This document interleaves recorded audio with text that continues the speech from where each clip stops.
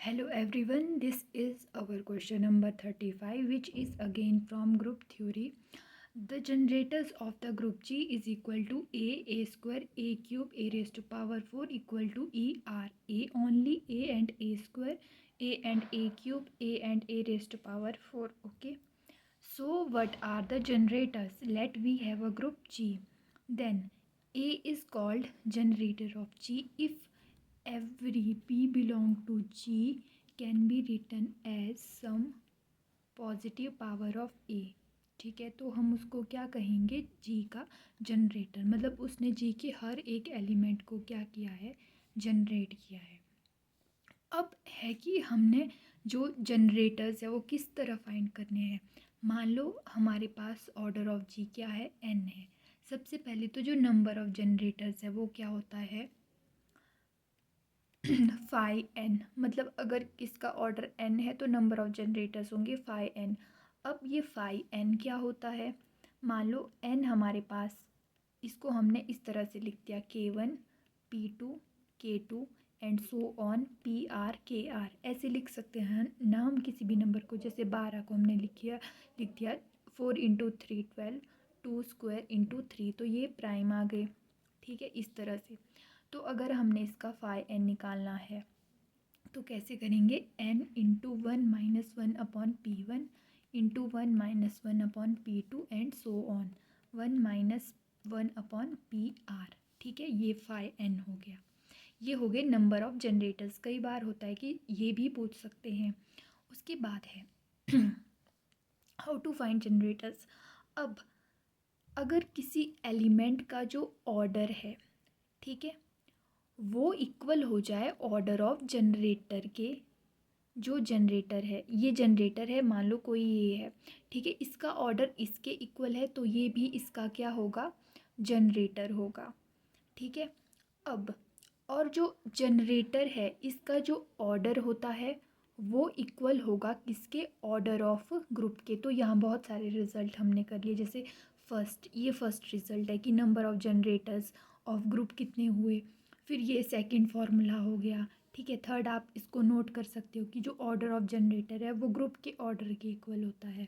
ठीक है. Fourth point आप क्या लिखोगे कि जो order of a raise to power n है, एन तो हमने ऑलरेडी लिया, तो a raise to power p कर दो इसको. ठीक है, वो होता है order of a divide by, ये पी कोई भी है. ठीक है, नंबर है, जैसे 1 2 3 4 5 6 कुछ भी है. पी और GCD ऑफ पी और ऑर्डर ऑफ ए, ये फोर्थ फार्मूला हो गया. ठीक है, order of a raise to power p. अब हमारे क्वेश्चन में हमसे इसी फॉर्मूले से रिलेटेड पूछा है. ठीक है, तो जनरेटर्स ऑफ द ग्रुप, तो ए तो इसका जनरेटर है ही, क्योंकि देखो पहला एलिमेंट ए हो गया, दूसरा ए स्क्वायर हो गया, ए क्यूब हो गया, चौथा A4 हो गया. यहाँ से और क्या पता चल रहा है कि जो ऑर्डर ऑफ ग्रुप है वो 4 है. ठीक है, ए तो है ही जनरेटर. अब चेक करते हैं ए स्क्वायर. ठीक है, तो इसके लिए हमें ऑर्डर ऑफ ए स्क्वायर निकालना पड़ेगा. तो order of a divide by power कितना है? 2, और ऑर्डर ऑफ ए कितना है? 4. ठीक है, अब ऑर्डर ऑफ ए कितना आएगा? 4, क्योंकि ऑर्डर ऑफ ए इक्वल होगा ऑर्डर ऑफ ग्रुप के. और यहाँ पे भी आप देख सकते हैं raise to power 4 equal to e, और ये आएगा 2. तो ये कितना आया? 2. ओके, तो जो ऑर्डर ऑफ ए स्क्वायर है वो 2 आया, तो ए स्क्वायर जनरेटर नहीं होगा. अब चेक करते हैं ऑर्डर ऑफ ए क्यूब. ठीक है, ऑर्डर ऑफ ए 4 है और पावर कितनी है? 3, और यहाँ पे क्या आएगा? 4.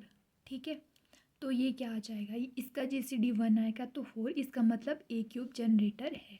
तो ये ऑप्शन हमारा करेक्ट हो जाएगा. अब एक और फिफ्थ रिजल्ट मैं आपको बता देती हूँ.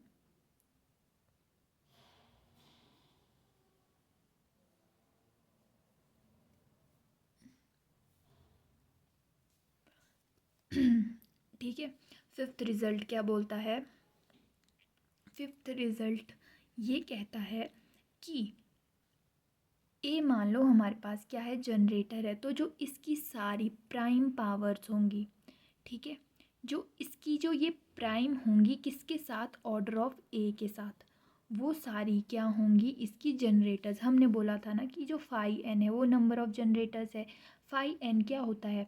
वो नंबर जिनका जो जीसीडी n के साथ है वो 1 है। तो ये जो भी ये के पावर में जो भी ये n के साथ जो है जीसीडी 1 बनाता है तो वो हमेशा क्या होगा, जनरेटर होगा।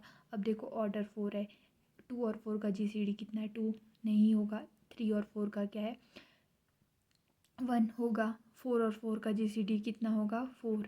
तो आपने हमेशा क्या करना है, चेक पावर को।